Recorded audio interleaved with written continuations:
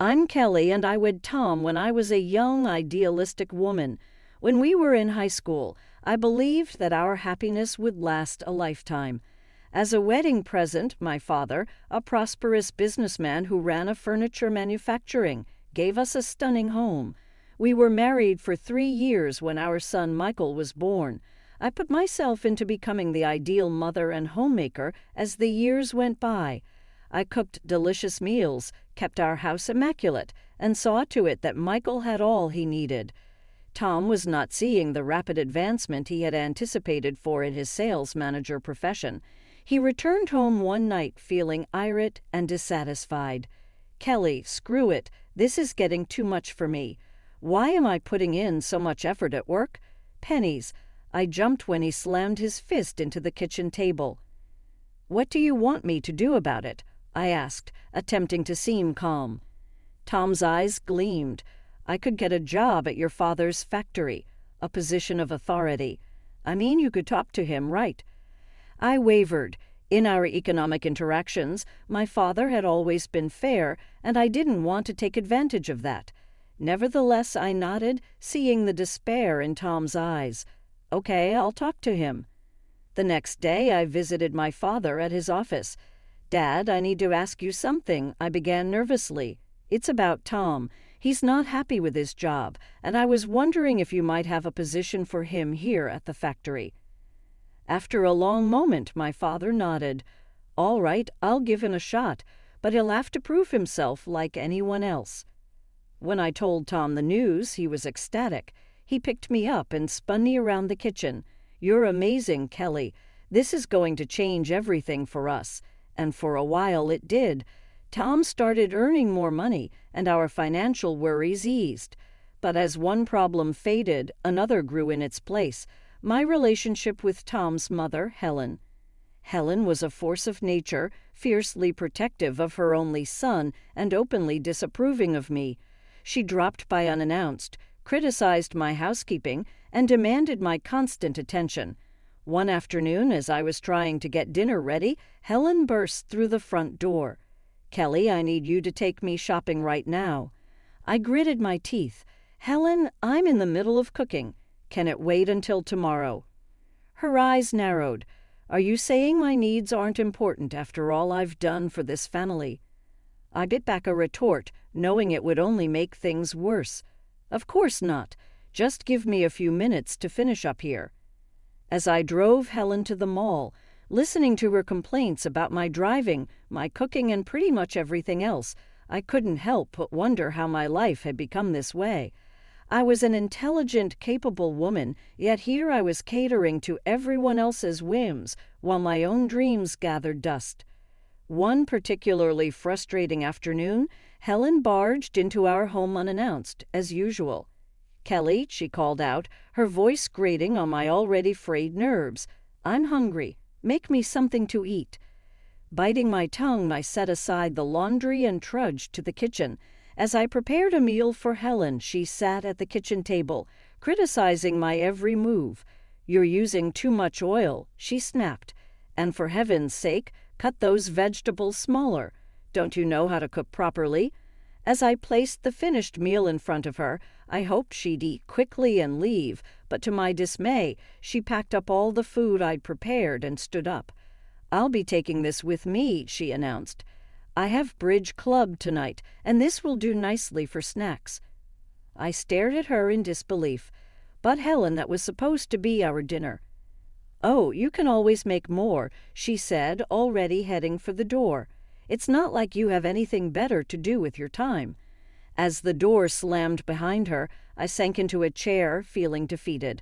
I glanced at the clock, realizing I now had less than an hour to prepare another meal before Tom got home from work. When Tom arrived, he found me frantically trying to get dinner on the table. "What's going on?" he asked, loosening his tie. "Why isn't dinner ready?" I explained what had happened with his mother, hoping for some understanding or support. Instead, Tom's face darkened. "Mom was here and you didn't make her feel welcome," he demanded. "Kelly, you know how important family is to me. You should have been more accommodating." "Accommodating?" I echoed, incredulous. Tom, she took our dinner. She treats me like a servant in my own home. Tom shook his head, clearly annoyed. You're exaggerating. Mom just wants to feel loved and appreciated. Is that too much to ask? As we ate the hastily prepared meal in silence, I couldn't help but feel a growing distance between us. Tom, once my high school sweetheart and closest confidant, now felt like a stranger across the dinner table. One evening, Tom came home from work in a foul mood, his face red with anger as he slammed the front door behind him. "Kelly," he bellowed, "your father is a tyrant, a despot. He humiliates people and uses them like pawns in his little game." I was taken aback. My father had always been fair and kind in my experience. "What happened?" I asked cautiously. Tom's eyes flashed with fury. "I stood up for an employee today. Your father was treating him unfairly, and I couldn't stand by and watch. And you know what your precious daddy did? He fired me on the spot." My mind reeled. This didn't sound like my father at all. "There must be some mistake," I said. "Let me talk to Dad and hear his side." "No," Tom roared, causing me to flinch. "You will not speak to your father. You will not speak to your mother. As far as we're concerned, they no longer exist for us. Do you understand?" Trembling, I nodded, too shocked and scared to argue further in the days that followed. Tom found another job, and he started earning well again, but the incident had changed something fundamental in our relationship. The warmth and love I once felt for him were replaced by fear and resentment. Years passed, and our son Michael grew up. He often asked about his grandparents, but Tom would shut down any conversation about them. "You have one grandmother," he would say firmly, "my mother. That's all you need to know." As Michael prepared to leave for college in another city, I felt a mix of pride and sadness. My baby was growing up, but I couldn't shake the feeling that I was losing the only ally I had in this house. Over the next few years, my life fell into a monotonous routine. I catered to Tom's every whim and endured Helen's constant criticism. Without Michael as a buffer, their treatment of me grew even more oppressive. One afternoon, as I was scrubbing the kitchen floor under Helen's watchful eye, the phone rang. I reached for it, but Helen snatched it away. "I'll answer it," she snapped. "You focus on getting that floor clean. I can still see spots." I gritted my teeth and returned to my task, but I couldn't help overhearing Helen's side of the conversation. "Yes, this is the residence of Kelly." "Who? Her father?" Helen's voice dripped with disdain. "I'm sorry, but Kelly isn't available to speak with you. Please don't call again." My head snapped up.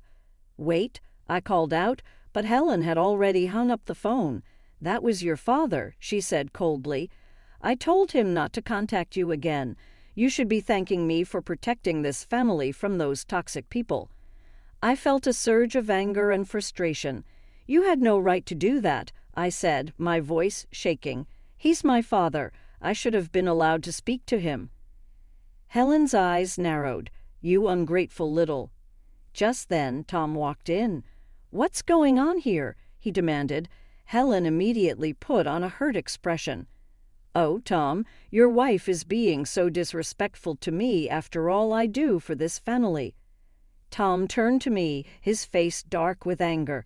"Is this true, Kelly? Are you disrespecting my mother?"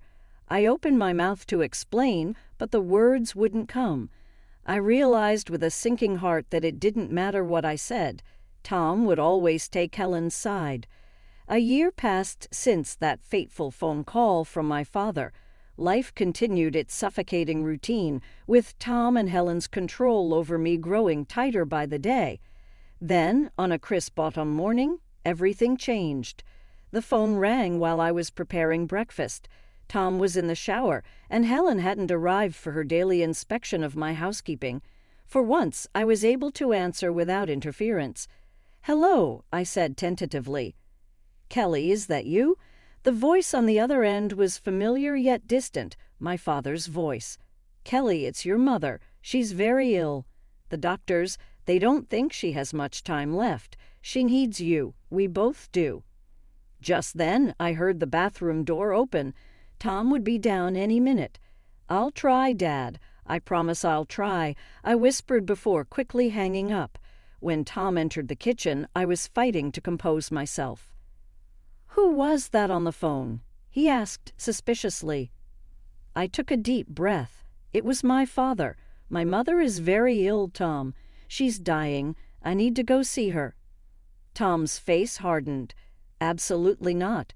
We've been through this, Kelly. Your parents don't exist for us anymore." I felt something snap inside me. For the first time in years, I stood up to him. "I'm going, Tom, with or without your permission. She's my mother, and I won't let her die without saying goodbye." Tom's jaw clenched. "Fine. One day, that's all you get, and then you come back home where you belong." I nodded, not trusting myself to speak. One day was better than nothing. With shaking hands, I called my son Michael and told him what was happening. To my surprise and relief, he immediately offered to accompany me. The next morning, Michael and I set off for my childhood home. When we arrived, my father met us at the door. He looked older than I remembered, grief etching deep lines in his face. Without a word, he pulled me into a tight embrace. He led us to my mother's room. She lay in bed, pale and frail, but her eyes lit up when she saw me. "Kelly," she whispered, reaching out a trembling hand. "My baby girl." I rushed to her side, clasping her hand in mine. "Mom, I'm here. I'm so sorry. Can you ever forgive me?" She smiled weakly. "There's nothing to forgive, sweetheart. I'm just glad you're here now." We spent the day by her bedside, sharing memories and making up for lost time. As the sun began to set, my mother's breathing became labored. She squeezed my hand and looked into my eyes. "Kelly," she said softly, "promise me you'll live your life. Really live it. Don't let anyone cage your spirit again." Tears streamed down my face as I nodded. "I promise, Mom, I promise." She smiled one last time, then closed her eyes. Her hand went limp in mine. She was gone. Suddenly, my phone began to ring incessantly. I knew without looking that it was Tom. I answered the call, moving to the hallway for privacy. Tom's voice, sharp with anger, cut through the line. "Where the hell are you, Kelly? You were supposed to be back hours ago." "Tom, I can't leave yet," I stammered, my voice thick with emotion. "My mother just passed away. I need to stay for the funeral." "Absolutely not," he roared. "I told you one day, and that's all you get. If you're not back by tomorrow, don't bother coming back at all." His words hung in the air, a threat and a promise all at once. For a moment, I was tempted to give in, to rush back to the life I knew. But then I remembered my mother's last words, urging me to live my life fully. "Fine," I said, my voice steadier than I felt. "I'm staying." I ended the call before he could respond, my heart pounding. I had defied Tom for the first time in our married life, and it was both terrifying and exhilarating. The next few days passed in a blur of grief and preparations. On the day of the funeral, as we stood solemnly around my mother's grave, my phone began to ring again. Tom's number flashed on the screen. Without thinking, I pressed the speaker button, if only to quickly silence it. Tom's voice, loud and angry, burst forth for all to hear. "Kelly, this is your last chance," he yelled. "If you don't come home right now, I swear I'll come and drag you back myself, you ungrateful filth. After everything I've done for you." I quickly ended the call, my face burning with shame and anger. The mourners around us looked shocked, and Michael's face was a mask of fury. My father looked more concerned than anything else. He pulled me aside as soon as the service was over. "Kelly," he said gently, "we need to talk." We walked to a quiet corner of the cemetery, and my father took a deep breath. "Sweetheart, there's something you need to know about Tom, something I should have told you years ago." I listened in stunned silence as my father revealed the truth about why Tom had really left the company all those years ago. It wasn't because he had stood up for an employee. It was because my father had caught him stealing money from the company and clients, manipulating prices, and pocketing the difference. "I fired him to protect the company and our clients," my father explained. "I didn't tell you because I thought you loved him, and I didn't want to come between you. But now, hearing how he speaks to you, seeing what your life has become, I can't stay silent anymore." I felt as if the ground had opened up beneath my feet. All these years I had believed Tom's lies, allowed him to cut me off from my family, endured his and Helen's emotional abuse, and it had all been based on a lie. "There's more," my father continued, his voice grave. "I recently heard from a friend that Tom's company is under investigation. There are discrepancies, Kelly. I think he might be up to his old tricks again." As the full impact of his words hit me, I felt a strange mix of despair and liberation. The life I had known was crumbling around me, but from its ashes I saw a chance for a new beginning. The day after the funeral, my father, Michael, and I decided to return to my house. To our surprise, we found the house bustling with activity. Helen's friends were milling about, and the smell of food wafted from the open windows. We walked in to find a full-blown party in progress. Helen, holding a glass of wine, spotted us first. Her eyes narrowed as she took in my father and Michael. "Well, look who finally decided to grace us with her presence," she said, her voice dripping with sarcasm. "You're late, Kelly. My birthday celebration started an hour ago." I was momentarily stunned. In all the turmoil of the past few days, I had completely forgotten about Helen's birthday. Before I could respond, she thrust a dirty rag into my hands. "Don't just stand there," she snapped. "Start cleaning up. These tables won't wipe themselves." My father, who had been silently observing, suddenly erupted. "How dare you speak to my daughter that way?" he thundered, causing the room to fall silent. "She's not a dog to follow your commands. She's a grown woman who deserves respect." Helen laughed derisively. "Respect? She gave up any right to respect when she married my son. Her family is Tom and me now. You're nothing to her anymore." I watched in disbelief as my father and Helen argued, their voices rising. The party guests looked uncomfortable, unsure whether to leave or stay. Suddenly, Tom burst into the room. "What the hell is going on here?"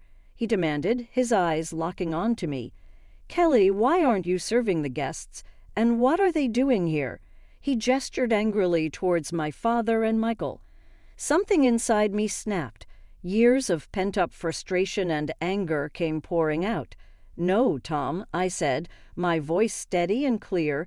"I'm not serving anyone, I'm not cleaning up, and I'm not staying silent anymore."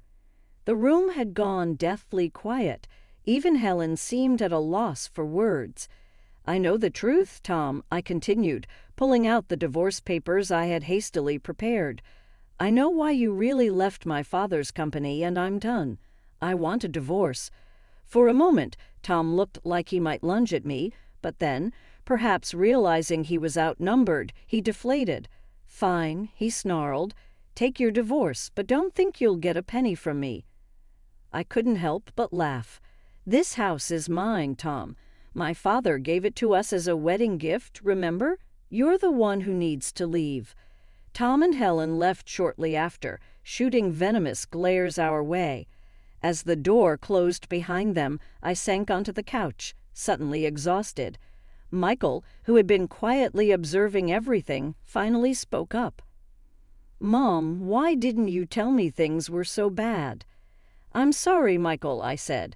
"I thought I was protecting you, but I realize now that I was just teaching you the wrong lessons about love and respect." In the weeks that followed, my life transformed dramatically. The divorce proceedings began, and I threw myself into rebuilding my life. My father, true to his word, stood by me every step of the way. One afternoon, as we sat in his study discussing the future, my father broached a subject I hadn't expected. "Kelly," he began, his voice gentle but serious, "I've been thinking. I'm not getting any younger, and the factory needs new blood. How would you feel about coming to work with me?" I blinked in surprise. "Me? But Dad, I don't know anything about running a business." He chuckled. "Neither did I when I started. "You're smart, Kelly. You can learn. Besides, it's about time you had a chance to spread your wings." Over the next few months, I immersed myself in learning the business. My father was a patient teacher, guiding me through the intricacies of running a furniture factory. I discovered a passion for design and innovation that I never knew I had. Meanwhile, the divorce proceedings dragged on. Tom, true to form, fought me every step of the way. He contested the ownership of the house and even attempted to turn Michael against me. In the end, justice prevailed. I was awarded the house and substantial financial compensation for years of emotional abuse. Tom, facing charges for his fraudulent activities, found himself deep in debt and unable to hold senior positions anymore. As for Helen, she faded into the background, her influence over my life finally broken. The last I heard, she had moved in with a distant relative. Her social circle diminished after the truth about Tom came out. 3 years passed in what felt like the blink of an eye. Then, one Sunday morning, my father called me into his office. His face was solemn as he gestured for me to sit. "Kelly," he said, his voice heavy with emotion, "I'm not well. The doctors, they don't think I have much time left." The world seemed to tilt on its axis. "Dad, no," I whispered, reaching for his hand. He squeezed my fingers gently. "It's okay, sweetheart. I've had a good life, and now I can go knowing that you're strong, that you're free, that you'll be okay." Tears streamed down my face as he continued. "I'm leaving everything to you, Kelly. The business, the house, all of it. You've more than proven yourself. I know you'll take good care of it all." In the weeks that followed, we spent as much time together as possible. My father's condition deteriorated rapidly, but his spirit remained strong. He passed away peacefully in his sleep, leaving behind a legacy that I was now responsible for carrying forward. The news of my father's passing and my inheritance spread quickly through our small town. I was still adjusting to my new reality when an unexpected visitor arrived at my doorstep. It was a crisp autumn afternoon when I heard the doorbell ring. Opening the door, I was shocked to see Tom standing there, a bouquet of flowers in his hand and an apologetic look on his face.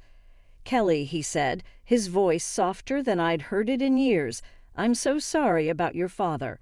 May I come in?" Warily, I stepped aside to let him enter. We stood in the foyer, an awkward silence hanging between us. Finally, Tom spoke. "I've been doing a lot of thinking, Kelly, about us, about our life together. I know I made mistakes, terrible mistakes, but I've changed. My mother, she passed away last month.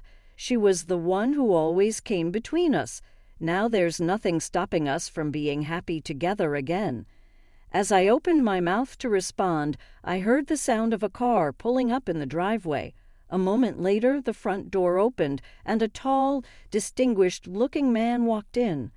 "Kelly, darling, I'm home," he called out, then stopped short when he saw Tom. Tom looked between us, confusion and anger dawning on his face.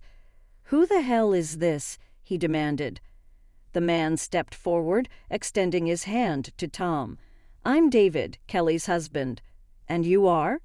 Tom ignored the outstretched hand, his face contorting with rage. "Husband? What the hell? Kelly? You were married? You traitor." David's expression hardened. He stepped between Tom and me, his voice low and dangerous. "I suggest you leave now and never speak to my wife that way again." Tom lunged forward, but David was quicker. He caught Tom by the arm and firmly escorted him to the door. "This is your only warning," David said calmly. "Stay away from Kelly. If you ever come near her or insult her again, you'll regret it." With that, he shut the door in Tom's face. As the sound of screeching tires faded away, David turned to me, his face softening with concern. "Are you okay, love?" I nodded, stepping into his embrace. "I'm fine. I'm just glad you're home." I looked up at him, a smile playing on my lips. "And I'm glad you waited for me after all these years." David chuckled, pressing a kiss to my forehead. "I've loved you since high school, Kelly. I would have waited forever if I had to." I was struck, as we stood there in each other's arms, by how complete life had become. David and I were romantically involved in high school before Tom entered the picture. We had gotten back in touch after my divorce, and our past emotions had flowered again. 6 months prior, in a low-key ceremony, we had begun a new chapter in each other's lives by being married. My phone buzzed with a text just then. It came from Michael. "Excellent news, Mom. Jessica is expecting a child. You will become a grandmother." Life fell into a lovely rhythm in the months that followed. In anticipation of their baby's coming, Michael and his spouse, Jessica, returned to our city. They were excited to be near relatives. They joined us at the plant, infusing the company with new ideas and vitality.